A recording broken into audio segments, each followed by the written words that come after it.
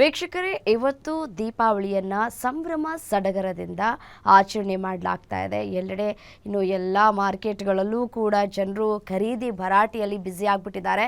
ಮತ್ತು ಲಕ್ಷ್ಮೀ ಪೂಜೆಗೆ ತಯಾರಿಯನ್ನು ಕೂಡ ಈಗಾಗಲೇ ಮಾಡ್ಕೊಳ್ತಾ ಇದ್ದಾರೆ. ಬೆಳಗ್ಗೆಯಿಂದಲೂ ಕೂಡ ಈಗಾಗಲೇ ಸಂಭ್ರಮ ಸಡಗರ ಮನೆ ಮಾಡಿದೆ. ಅವರವರ ಮನೆಗಳಲ್ಲಿ ಈಗಾಗಲೇ ಬೆಳಗ್ಗೆ ಎದ್ದು ವಿಶೇಷವಾಗಿ ಪೂಜೆಯನ್ನು ಈಗಾಗಲೇ ಮಾಡಲಾಗ್ತಾ ಇರುವಂಥದ್ದು. ತಮ್ಮ ತಮ್ಮ ಗಾಡಿಗಳನ್ನು ತೊಳೆದು ಈ ದೀಪಾವಳಿ ಹಬ್ಬದಿಂದ ವಿಶೇಷವಾಗಿ ಪೂಜೆಯನ್ನು ನೆರವೇರಿಸಲಾಗುತ್ತೆ. ಅದರಂತೆಯೇ ಇವತ್ತೂ ಕೂಡ ವಿಶೇಷವಾಗಿ ಲಕ್ಷ್ಮೀ ಪೂಜೆಯನ್ನು ಮಾಡಬೇಕು ಅನ್ನುವಂತಹ ನಿಟ್ಟಿನಲ್ಲಿ ಮನೆಗಳಲ್ಲಿ ತಯಾರಿಗಳಾಗ್ತಾ ಇದೆ. ಹಾಗಿದ್ರೆ ಈ ಲಕ್ಷ್ಮೀ ಪೂಜೆಯನ್ನು ಮಾಡೋದಾದರೂ ಹೇಗೆ, ಇದರ ವಿಧಿವಿಧಾನ ಹೇಗಿರುತ್ತೆ, ಯಾವ ರೀತಿಯಾಗಿ ನಾವು ಲಕ್ಷ್ಮಿ ಆಚರಣೆಯನ್ನು ಅಂದರೆ ಲಕ್ಷ್ಮಿಯನ್ನು ಅಂದರೆ ಮಹಾಲಕ್ಷ್ಮಿಯನ್ನು ಪೂಜೆ ಮಾಡಬೇಕು, ಮಹಾಲಕ್ಷ್ಮಿಯನ್ನು ಪೂಜೆ ಮಾಡಿದ್ರೆ ನಮಗೆ ಏನೆಲ್ಲ ಲಾಭ ಆಗುತ್ತೆ, ಮಹಾಲಕ್ಷ್ಮಿಯನ್ನು ಒಲಿಸ್ಕೊಳ್ಳೋದು ಯಾವ ರೀತಿಯಾಗಿ ಅನ್ನೋದರ ಬಗ್ಗೆ ತಿಳಿಸ್ಕೊಡ್ಲಿಕ್ಕೆ ಜಾಯಿನ್ ಆಗ್ತಾ ಇದ್ದಾರೆ ಶ್ರೀ ಸಂಪೂರ್ಣ ವರಮಹಾಲಕ್ಷ್ಮಿ ಸಂಸ್ಥಾನದ ಸಂಸ್ಥಾಪಕರು ಧರ್ಮದರ್ಶಿಗಳು ಆಗಿರುವಂತಹ ಬ್ರಹ್ಮಾಂಡ ಗುರೂಜಿ. ಬನ್ನಿ ಅವ್ರನ್ನ ಕಾರ್ಯಕ್ರಮಕ್ಕೆ ಸ್ವಾಗತ ಮಾಡೋಣ. ಗುರೂಜಿ ನಮಸ್ತೆ, ಕಾರ್ಯಕ್ರಮಕ್ಕೆ ಸ್ವಾಗತ. ದೀಪಾವಳಿ ಹಬ್ಬದ ಶುಭಾಶಯಗಳು. ನಮಸ್ಕಾರ, ನಿಮಗೂ ಶುಭಾಶಯಗಳು. ಎಲ್ಲ ವೀಕ್ಷಕ ಬಾಂಧವರಿಗೆ ಗ್ಯಾರಂಟಿ ಮುಖಾಂತರವಾಗಿ ಪರಿಪೂರ್ಣವಾಗಿರತಕ್ಕಂಥ ಸ್ವಾಗತ ಮತ್ತು ಎಲ್ಲರಿಗೂ ಆರೋಗ್ಯ ಐಶ್ವರ್ಯ ಕೊಟ್ಟು ಕಾಪಾಡಲಿ ಅಂತ ಶುಭಾಶಯಗಳು.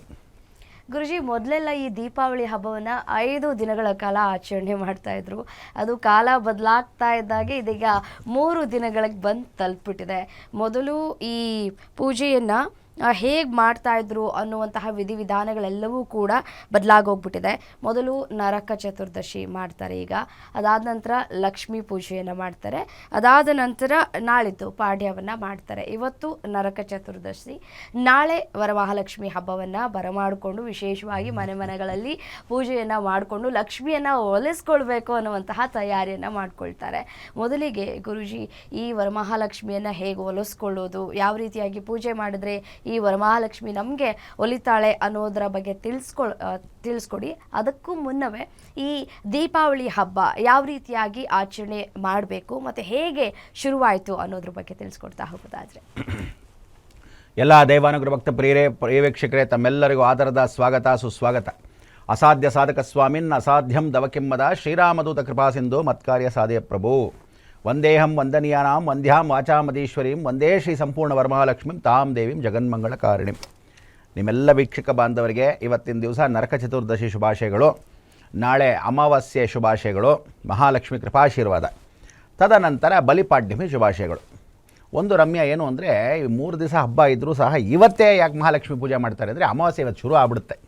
ಸಾಯಂಕಾಲ ಒಂದು 4:45 ಶುರು ಆಗೋಗೋದ್ರಿಂದ ಸೋಮವಾರದ ದಿವಸ ಅಮಾವಾಸ್ಯೆ ಬಿದ್ದರೆ ಒಳ್ಳೆಯದು. ಮಂಗಳವಾರ ಅಮಾವಾಸ್ಯೆ ಬಿದ್ದು ಪೂಜೆ ಮಾಡಿದ್ರೆ ಲಕ್ಷ್ಮಿ ಬೇರೆಯವರ ಅಕಸ್ಮಾತ್ ಅರ್ಶಿನ ಕುಂಕುಮ ಬಂದು ಇಟ್ಕೊಂಡು ಹೋದರೆ ಅವ್ರ ಮನೆ ಲಕ್ಷ್ಮಿ ಇನ್ನೊಬ್ಬರ ಜೊತೆ ಹೊಟ್ಟೋಗ್ತಾಳೆ ಅಂತ.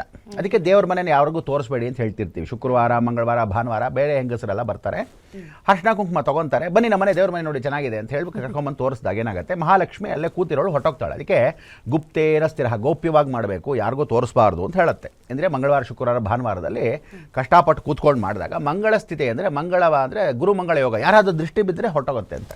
ಶುಕ್ರವಾರ ಬಿದ್ದರೆ ಚಂಚಲ ಲಕ್ಷ್ಮಿ, ಚರಲಕ್ಷ್ಮಿ, ಸ್ಥಿರವಾಸ, ಚರ ಓಡಾಡ್ತಿರ್ತಾಳೆ, ಅವತ್ತು ಹೊಟ್ಟೋಗ್ತಾಳೆ. ಭಾನುವಾರ ದುರ್ಗಾ ಸಮೇತ ಇರೋದು ದುರ್ಗಾಲಕ್ಷ್ಮಿ. ಏನು ಅಂತ ಹೇಳಿದ್ರೆ, ಯಾರಾದರೂ ಭಕ್ತಿಯಿಂದ ಪ್ರಾರ್ಥನೆ ಮಾಡಿದ್ರೆ ಏನು ಕಣ್ಣು ದೃಷ್ಟಿನಪ್ಪ ತುಂಬ ಚೆನ್ನಾಗಿ ಮಾಡ್ಬಿಡ್ಯಾರೆ ಅಂದ ತಕ್ಷಣ ಹೊಟ್ಟೋಗ್ತಾಳೆ.